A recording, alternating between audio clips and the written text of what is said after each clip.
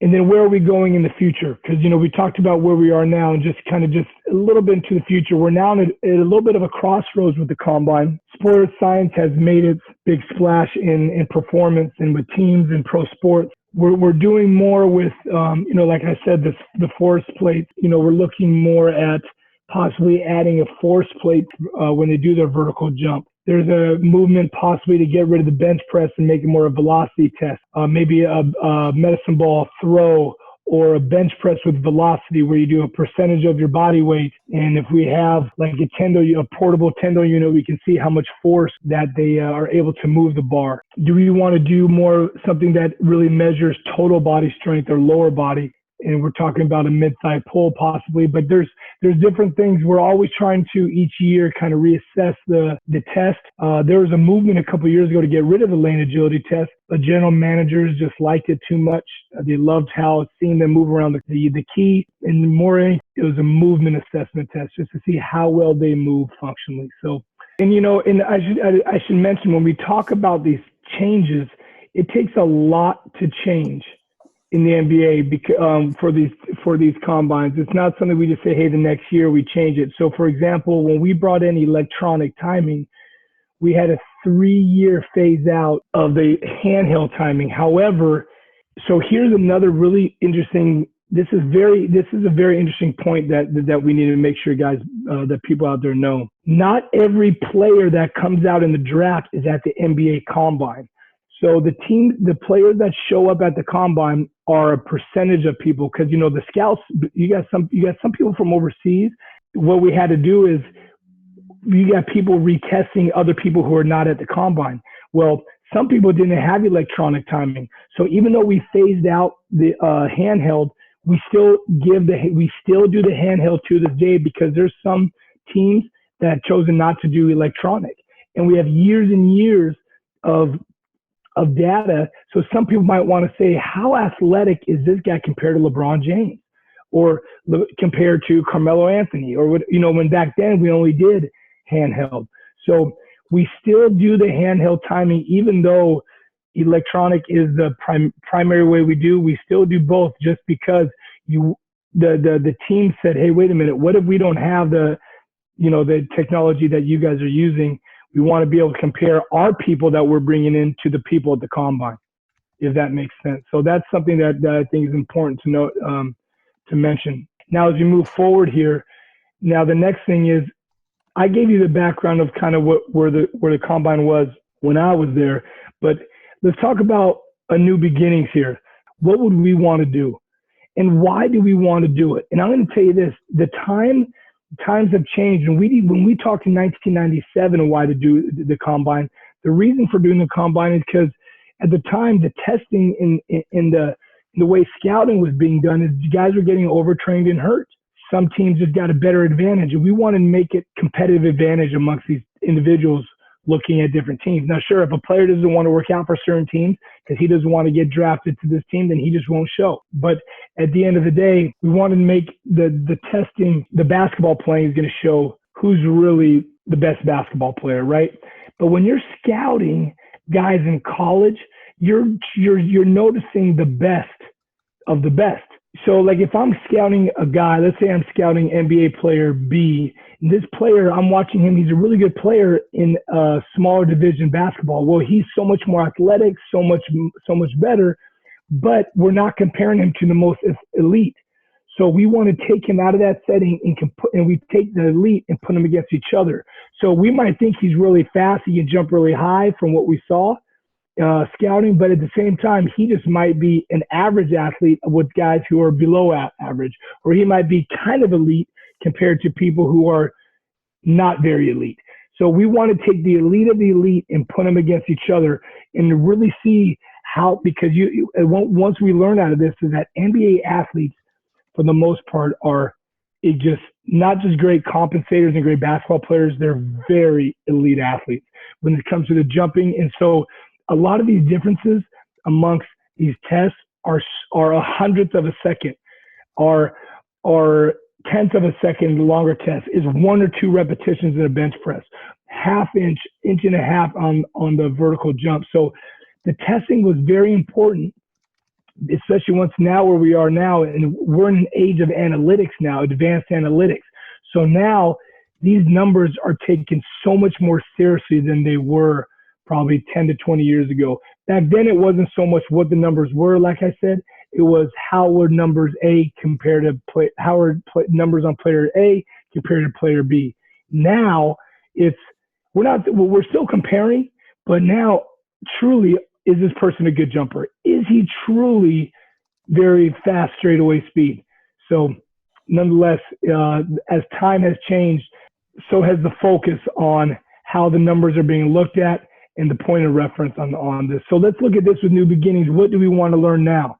So as we're here in anthropometric measurements, we definitely want to know as much as we can anthropometrically. And we can go, we still have the heights with and without shoes. I don't see that changing. These are just some ideas and things that we talked about. Standing reach. We've had people who wanted to change the standing reach and maybe we'll go with two hands. So when they box out with two hands, but a lot of times too is, or with the combine at least, is we have a set, we only have so much time to do everything. So if they're going to substitute a test or change or add, it's just quite a process. Wingspan. An interesting one is body weight and body fat. We still want to do body weight, but there's been a movement to try to do body fat a little more technologically advanced and using either whether it be bod pods or DEXA. So the only thing is that's been brought up now for probably about 10 years. But the reason why we haven't gone to that is because the whole combine week is so busy back to back. We just could each test in the DEXA takes about 5 to 10 minutes. So because of that, we're not able, and we not only are we not able to have the time to get each player in, we don't have the space or the capability of bringing that many DEXAs in to perform the test.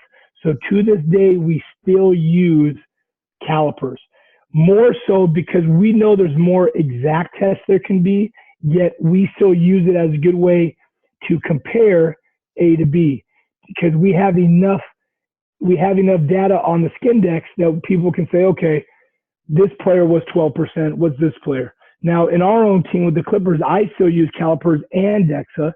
DEXA obviously gives us a lot more information, everything from area lean, to we have, gynoid, you have visceral fat, you have, all different type of measurements.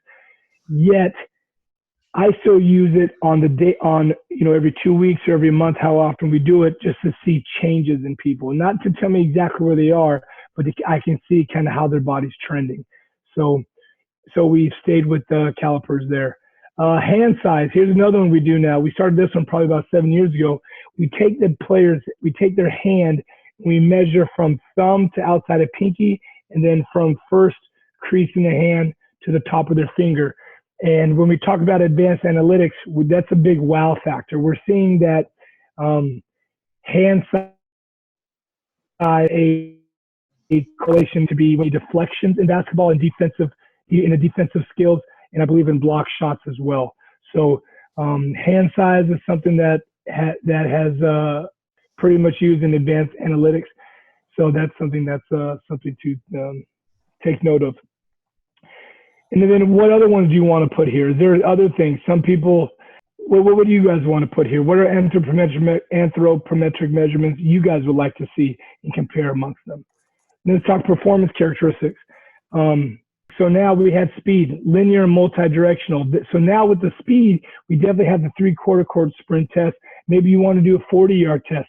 The reason why we didn't do 40 is because even though there's studies of the yin-yang on 40 yards, because that's what football uses, but basketball doesn't use it. We don't run more than 25 yards, so that's 25 yards for the most part. Bigs are, believe it or not, the most running is done by your bigs from, free throw line to baseline on both sides. Guards mostly stay, your point guards mostly stay from free throw to free throw, and some of your wings, depending how how they come out, if they go into an X and they go all the way through, sometimes they'll run the biggest, but most consistently it's your big. So then we talked about multi-directional speed. Well, that's kind of now where that lane agility shows. You can see speed in all kind of planes of motion. Well, two of the planes, you see them forward and backwards, and you can see speed in slide left and slide right. So that's one reason why we kind of keep that lane agility, or we call it the pro lane drill now. Agility, we have the short shuttle, which we think is also a functional agility drill, because when you're reacting to a ball, so the test is you react to a light. And when that light goes, you get to that side as fast as you can, go across the lane and finish in the middle. We look at it as it's a very basketball specific movement, because it shows functional movement that you'll see. You'll see people as fast as they can have to close out and switch direction and go to the other side.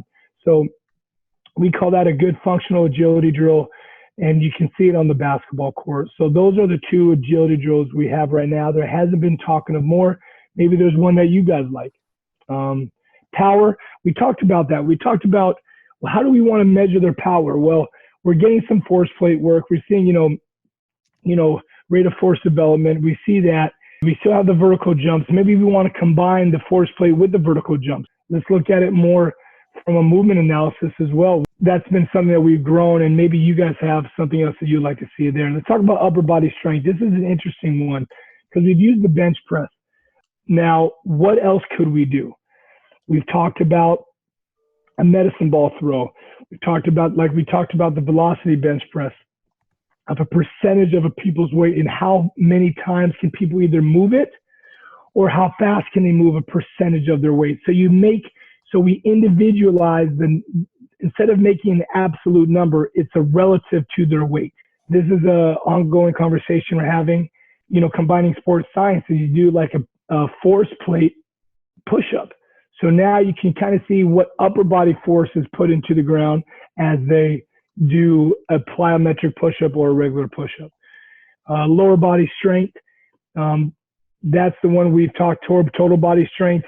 We've talked everything from squatting and doing movements, but basketball players with such long femurs and maybe not getting experience in training, we didn't want to do it. And think of it, this is an interesting point, Steve, when we're talking about these exercises, can't get too much into their skill of, sure, as strength coaches, we like to see how good they squat. However, the guys that now are coming are so young, out of high school, when you're college, their training age is so low where they haven't been training much. So are we going to put them, is the risk better? Does the risk outweigh the reward? So is it worth putting a person, loading them a ton in a movement that they don't have much experience with? And are we going to risk hurting them? That's why we want to make sure the tests are something that minimizes any type of risk of danger, but it's still something that we can do. Where that might be where maybe the bench press isn't great. A guy's never done the bench press, 185 pounds might be a lot. Whereas if we're doing 70% of somebody's weight, so you have a 200-pound athlete who's not very strong, but still 140 pounds, that might be a little bit easier for him to handle, and you reduce your risk. These are all things you have to consider when you're thinking of what do you want to measure with performance characteristics. Is it load? Is it force? Is it an absolute number? How well do we compare them all doing the same thing? Or is it something we make specific to the player? These are all ongoing conversations as we move forward, as you guys move forward, and what you guys might want to do, things to consider. And then we briefly talked about the sports science and advanced analytics. We talked about force plate. We talked about force versus load. Is it important? We're seeing the load in the bench press or in the squat. Do we more want to see how they develop force? Do we more want to see using more of the force plates and using more of accelerometers to see how fast they produce force, as opposed to how much load they can move? And also, the more things that, the longer you go, you see more cross relationship studies. Like we talked about hand size of defense. Maybe there's a study out there dealing with vertical jump or max vertical jump with rebound. Agility, maybe the agility test with closeouts. In this age of analytics and video and advanced video analytics, these are things that are being done by teams, some teams more than others, but it's something that's very much looked at. It's interesting because we talk about the wow factor. I mentioned a couple times, but a lot of people love to see verticals in the 40s because there's a wow factor. You like to see how high they can jump. But I would argue myself that the most functional jump we do is the no step vertical jump. More times than not, I think in basketball, you're not going to jump with an approach. You're going to jump straight out of 2 feet or maybe a drop step jump to get a rebound, to box out, to close out and contest the shot. So these are things to think about. So, and then you talk about other advanced analytics that we didn't talk about yet is work ethic, attitude, toughness, nutritional habits. All these things contribute to the performance athlete. And this is done at the combine as well. We do interviews. The GMs conduct interviews. We spend time. We find out where they were before as strength coaches, as scouts. We're calling their coaches and finding out what is their work ethic. Are they the first in, last out? What are things that we know? Because we find in the bench press, you might have somebody doing a bench press and they go till they're just uncomfortable and they drop and then they're done with the weight. Well, our attitude is we want to see how many can you truly get. Let's get you out of your comfort zone. And that comfort zone of which is work ethic, we've found guys get 2 to 5 reps more, which could be 20 to 50% more reps just when it's really hard for them. So we're learning a lot about the athlete. We want to take this time to really find out as much as we can about the athlete. And what better when we're doing strength and performance testing that we try to get the most out of them. And I'm constantly telling the guys, remember, this is a test. We want to see you at your best. Don't leave anything in the tank. When you do your sprint, you do your sprint. When you finish in a back pedal, you finish so fast that you might fall down in the pro lane drill. So same thing, and we tell them the same thing with the bench press. You go till that bar can't go anymore, or if it starts to go down, then we'll get it.